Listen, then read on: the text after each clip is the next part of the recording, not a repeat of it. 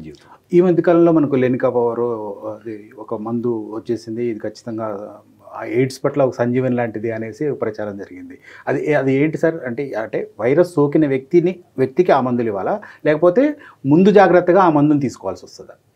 ఇప్పుడు లెనకాపావిర్ మీద జూలై 2024లో న్యూ ఇంగ్లాండ్ జర్నల్ ఆఫ్ మెడిసిన్లో ఈ ఒక పరిశోధన ప్రచురించారండి.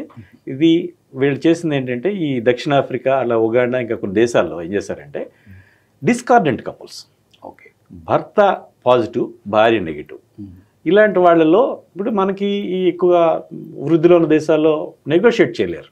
అంటే మహిళలకి ఆర్థిక స్వాతంత్రం ఉండదు కాబట్టి, భర్త మీద డిపెండెంట్ కాబట్టి, భర్త పాజిటివ్ అయినా ఆమెని నువ్వు కండం వాడని నిర్బంధించడం కానీ లేకపోతే నువ్వు నా దగ్గర రావద్దని నిర్బంధించడం కానీ చేయలేదు. ఇలాంటి పరిస్థితుల్లో ఈ మహిళలకి ఇంజెక్షన్ ఇచ్చారు 26 వారాలకు ఒకటి.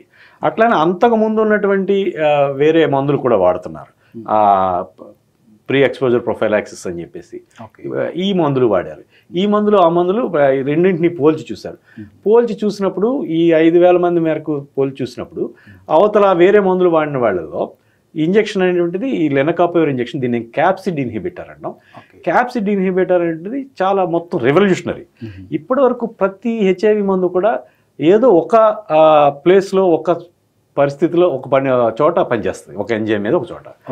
ఈ లెనకాపావిర్ దీన్ని క్యాప్సిడ్ ఇన్హిబిటర్ అంటారు, 3 చోట్ల పనిచేస్తుంది. సో ఇది చాలా వైడెస్ట్ యాక్షన్ ఉన్నటువంటి డ్రగ్ అది.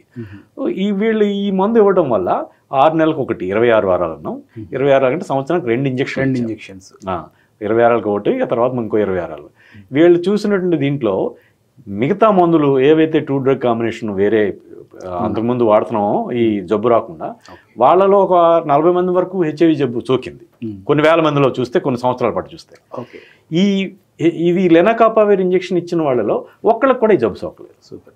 సో అందువల్ల రానున్న రోజుల్లో లెనకాపావిర్ అనేది ఒక ఔషధం అయినప్పటికి కూడా దాదాపుగా ఒక వ్యాక్సిన్ తరహాలో పనిచేస్తాయి. అంటే జబ్బు రాకుండా ఈ ఒక 6 నెలలకు ఒక ఇంజెక్షన్ తీసుకుంటే, మన వాళ్ళు ఏదో టీటీ ఇంజెక్షన్ ఏదో ఒంట్లో బాలినప్పుడు చిన్న గాయం అయినప్పుడు అట్లనే 6 నెలలకు ఒకసారి తీసుకుంటే, సో రానున్న కాలంలో ఈ హెచ్ఐవి వ్యాప్తి నిరోధానికి ఈ లెనకాపావిర్ ఇంజెక్షన్ అనేటువంటిది రానున్న ఒక 5 ఏళ్ళలో 10 ఏళ్ళలో బహుశా ఈ పేటెంట్స్ లేకపోతే ఈ పాటికే వచ్చేసి ఉండాలి.